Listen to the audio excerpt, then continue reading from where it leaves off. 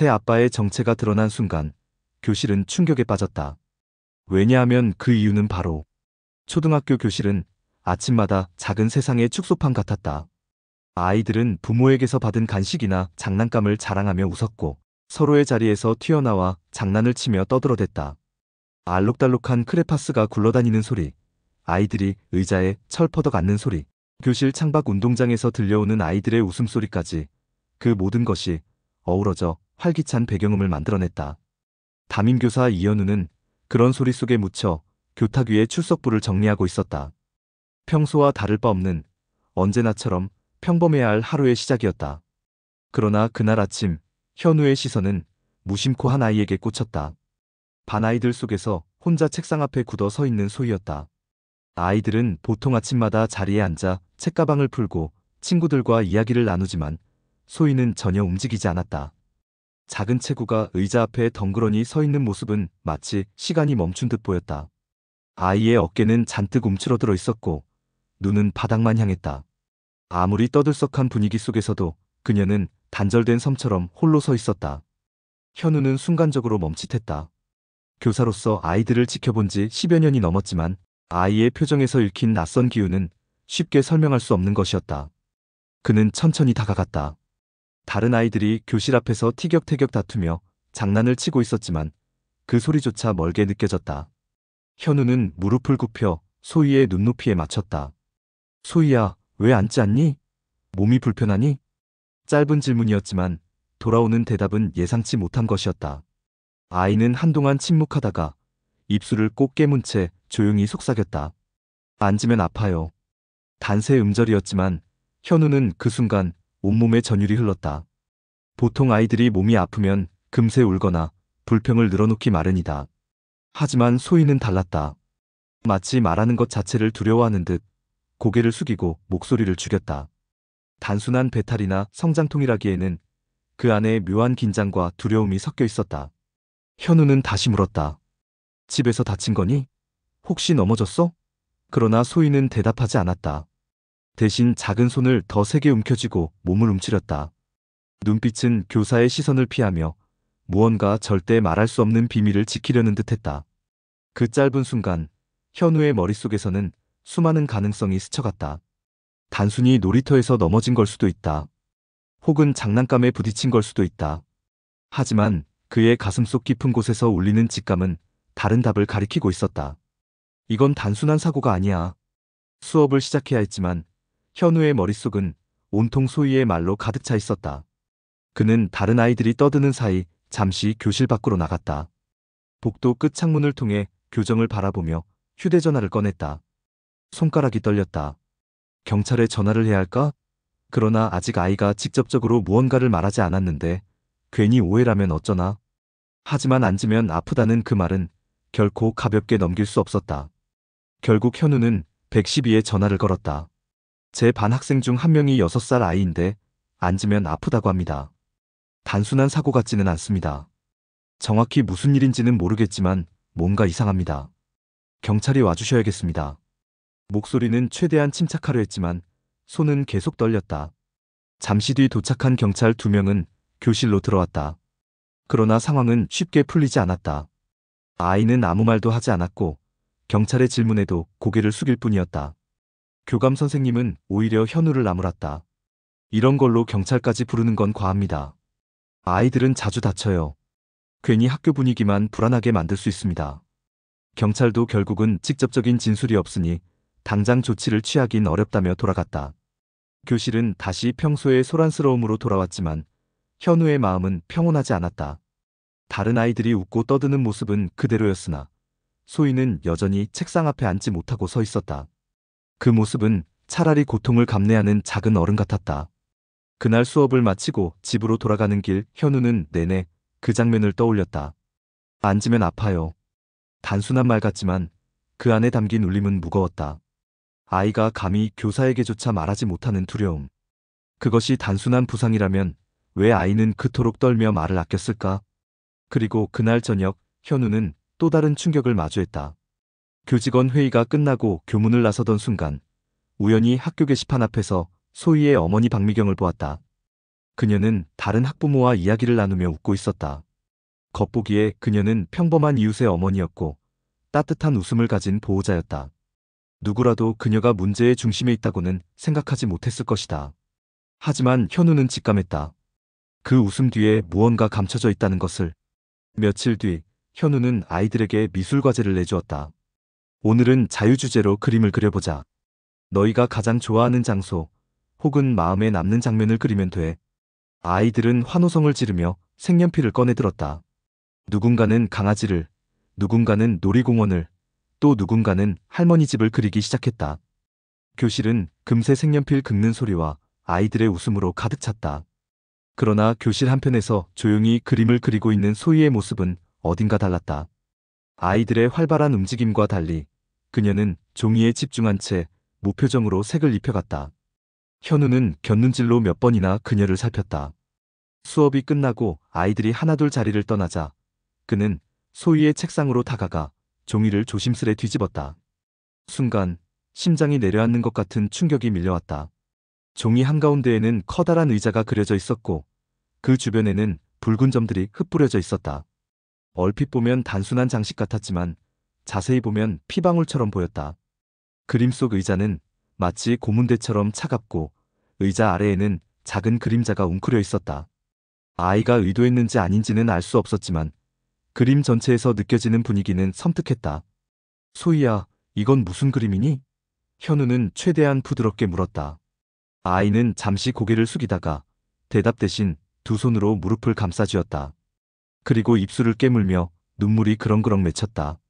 말로는 하지 않았지만 그 반응만으로도 충분했다. 현우는 곧바로 상담실로 달려갔다. 상담사 한윤지에게 그림을 내밀자 윤지는 한참 동안 그림을 뚫어져라 바라보았다. 그러더니 낮은 목소리로 말했다. 이현우 선생님, 이건 단순한 아이의 상상력이 아닐 수 있어요. 학대 아동들이 자주 표현하는 상징과 비슷합니다. 의자, 붉은 점, 그림 속 어두운 그림자 전형적이에요. 그럼 바로 신고해야 하는 거 아닙니까? 아이가 분명히 도움을 요청하고 있는 거잖아요. 문제는 법적인 절차예요. 이 그림 하나만으로는 강제 개입이 어렵습니다. 직접적인 진술이나 의료 진단서 혹은 외부의 목격이 필요해요. 현우는 믿기지 않는다는 듯 고개를 저었다. 아이가 이렇게 말하고 있는데도 아무것도 할 수 없다고요? 윤지는 조용히 한숨을 내쉬었다. 선생님, 저도 답답합니다. 하지만 지금은 아이의 신뢰를 얻는 게 가장 중요해요. 조금만 더 지켜봐야 합니다. 그날 이후 현우는 소희를 더 주의 깊게 살폈다. 수업 시간마다 그녀의 표정을 확인했고 쉬는 시간마다 슬쩍 다가가 말을 건넸다. 아이는 여전히 쉽게 입을 열지 않았지만 예전처럼 교사의 시선을 완전히 회피하지는 않았다. 작은 변화였지만 그것은 분명히 관계의 시작이었다. 며칠 뒤 운동장에서 뜻밖의 만남이 있었다. 소희의 오빠 준우가 교문 근처에서 서성이고 있었다. 헝클어진 머리카락, 몸에 맞지 않는 낡은 옷, 그리고 잔뜩 경계하는 눈빛. 현우가 다가가 준우야, 무슨 일 있니? 라고 묻자 아이는 한동안 침묵하다가 낮은 목소리로 속삭였다. 소희가 울면 새아빠가 벨트를 꺼내요. 순간 현우는 숨이 멎는 듯했다. 벨트로 소리치고 때려요. 그래서 소희는 웃지도 않으려고 해요. 그냥 조용히 있어요.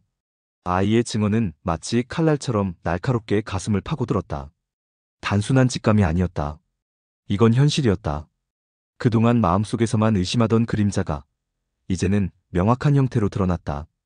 현우는 곧바로 메모지에 내용을 적으며 떨리는 손을 진정시키려 했다. 이 증언만 있다면 더 이상 주저할 이유가 없었다. 아이들이 고통받는 동안 어른들이 서류와 절차만 따진다는 건 말도 안 되는 일이었다. 하지만 그날 저녁 또 다른 반전이 찾아왔다. 소희의 어머니 박미경이 학교로 전화를 걸어온 것이다. 그녀의 목소리는 평온했지만 어딘가 경직되어 있었다. 선생님, 소희는 예민한 아이라 작은 일에도 크게 반응해요. 아이들끼리 놀다 다칠 수도 있고 집안에서 사소한 일이 있을 수도 있잖아요. 너무 깊게 걱정하지 마세요. 괜찮습니다. 현우는 순간 할 말을 잃었다. 아이가 직접 앉으면 아프다고 했고 그림 속에서 고통을 표현했으며 오빠까지 학대를 증언했는데 어머니가 이렇게 단호하게 말하다니. 그녀의 말투에는 두려움과 회피가 뒤섞여 있었고 동시에 묘한 체념도 느껴졌다. 하지만 어머니, 제가 보기엔. 선생님, 부탁드릴게요. 우리 가정 문제에 너무 관여하지 마세요. 뚝 전화가 끊겼다. 현우는 멍하니 휴대전화를 내려다봤다. 아이를 지켜야 할 첫 번째 사람이 오히려 침묵과 부정을 택한다는 현실. 그는 비로소 깨달았다. 소희는 집에서도 학교에서도 심지어 보호자에게서조차 보호받지 못하는 아이일지도 모른다는 것을. 상담사 한윤지와 이현우는 점점 더 조심스럽게 소희에게 다가갔다. 아이의 신뢰를 얻는 일이 무엇보다 중요했기 때문이다. 아이가 스스로 마음을 열고 말하지 않는다면 아무리 많은 추측이나 증거의 조각들이 있어도 법적인 조치로 이어지기 힘들었다. 무엇보다 강제로 진실을 캐묻는 순간 아이의 마음은 다치고 말리라. 현우는 매일 수업이 끝난 뒤 짧게 소희와 대화를 나누려 했다. 오늘은 어땠어? 점심은 잘 먹었니? 별것 아닌 질문처럼 들리지만 아이는 처음에는 아무 대답도 하지 않았다. 하지만 시간이 지나자 조금씩 고개를 끄덕이거나 작은 목소리로 단어 하나를 내뱉기 시작했다. 윤지는 좋은 징조예요. 아이가 선생님을 안전한 사람이라고 인식하기 시작한 거예요. 라고 조심스럽게 말했다. 며칠 뒤 윤지는 상담실에서 소희와 색연필을 꺼내놓고 대화를 이어갔다. 소희야, 내 마음을 색으로 표현해 줄래? 무슨 색이든 좋아. 아이는 잠시 멈칫하다가 검은색과 빨간색만 골라 종이에 선을 긋기 시작했다. 삐뚤빼뚤한 선은 점점 더 격렬해졌고 종이 가득 새카맣게 채워졌다. 그 안에 붉은 점들이 섞여 있었다. 윤지는 가슴이 서늘해지는 것을 느꼈다. 아이의 내면이 그대로 드러나는 듯했다. 그리고 마침내 결정적인 순간이 찾아왔다. 상담실 한쪽 구석에서 작은 녹음기를 켠 상태로 윤지는 부드럽게 물었다. 소희야, 네가 아프다고 했던 건 집에서 있었던 일이니? 아이는 두 손을 비비며 망설였다. 교실 창밖에 나무 그늘이 흔들리듯 아이의 눈빛도 갈피를 잡지 못했다. 그러다가 마침내 거의 들리지 않을 만큼 작은 목소리로 입을 열었다. 제가 조용히 있어도 때려요. 벨트로. 순간 방 안의 공기가 얼어붙었다. 윤지는 눈물이 고였고 현우는 치밀어 오르는 분노를 가까스로 억눌렀다. 그 짧은 문장이 아이의 지난 시간을 모두 설명하고 있었다. 단순한 상상이나 추측이 아니었다. 이제는 명백한 진술이었다. 녹음기에 담긴 그 목소리는 결코 지워지지 않을 증거였다. 며칠 후 사건은 새로운 전환점을 맞았다. 현우는 우연히 운동장에서 소희가 무거운 스웨터를 껴입고 있는 것을 발견했다. 초여름이라 땀이 흐를 정도로 더운 날씨였는데도 아이는 옷을 벗으려 하지 않았다. 소희야, 더운데 괜찮아? 라고 물으며 가까이 다가가자 옷자락이 살짝 들렸다. 그리고 그 아래로 드러난 것은 선명하게 남은 긴 멍 자국이었다.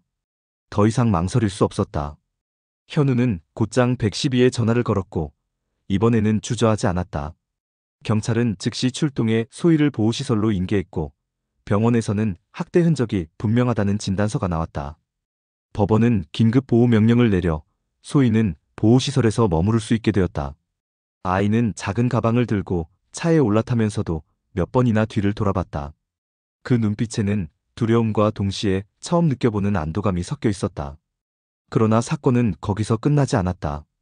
며칠 뒤 소희의 어머니 박미경이 행방불명되었다.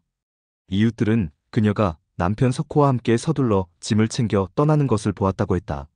아이들을 두고 도망친 것일까? 모두가 충격에 빠졌다. 하지만 며칠 후 현우는 경찰을 통해 한 통의 편지를 받았다. 떨리는 글씨체로 쓰인 편지는 이렇게 시작됐다. 선생님, 저는 제 딸을 지켜주지 못했습니다. 저는 너무 두려웠습니다. 석호가 더 심한 짓을 할 거라고 위협했어요. 저도 벗어날 수 없었습니다. 하지만 제발 제 딸만은 구해주세요. 저는 이제 도망치고 싶지 않습니다. 편지를 읽는 순간 현우는 복잡한 심정에 휩싸였다. 어머니는 가해자의 공범처럼 보였지만 동시에 또 다른 피해자일 수도 있었다. 그녀는 아이를 지켜야 할 존재이자 폭력의 그늘 속에서 무력하게 침묵했던 사람이었다. 경찰은 즉시 작전을 세웠다. 석호를 검거하지 않는 한 소희와 가족들은 끝내 안전하지 못할 것이었다. 며칠 동안의 추적 끝에 석호가 한수리점 근처에 나타났다는 정보가 들어왔다. 경찰은 잠복 작전에 돌입했고 현우와 윤지는 보호시설에서 소희를 지키며 긴장 속에 대기했다. 그리고 마침내 결정적인 순간이 찾아왔다. 석호가 가방을 들고 수리점에서 나오는 순간 잠복하던 형사들이 일제히 움직였다. 석호는 놀란 표정으로 달아나려 했지만 곧 제압당해 땅바닥에 넘어졌다. 수갑이 그의 손목에 채워지는 소리가 똑똑하게 울렸다. 그 장면을 멀리서 지켜본 소희는 손을 부들부들 떨며 현우의 품에 매달렸다. 이제 저한테 못 오죠? 아이의 목소리는 공포와 기대가 섞여 있었다. 현우는 무릎을 꿇고 아이의 손을 꼭 잡으며 단호하게 말했다. 그래, 다시는 못 올 거야. 넌 이제 혼자가 아니야. 그러나 반전은 그 직후 찾아왔다. 경찰차에 태워진 석호가 마지막으로 남긴 말이었다. 그는 입술을 비틀며 희미한 미소를 지었다. 너희는 진실을 다 모른다. 이건 아직 끝난 게 아니야. 그 말은 현우의 등골을 서늘하게 만들었다. 사건이 해결된 듯 보였지만 어쩌면 더 깊은 그림자가 남아있을지도 모른다는 불길한 예감이 스쳤다. 석호가 경찰에 체포되면서 표면적으로 사건은 일단락된 듯 보였다. 하지만 그의 마지막 말, 너희는 진실을 다 모른다. 이건 아직 끝난 게 아니야 는 모두의 마음을 불안하게 만들었다. 특히 이현우는 그 말이 단순한 허세가 아니라 아직 밝혀지지 않은 또 다른 진실을 가리키는 것일지도 모른다고 직감했다.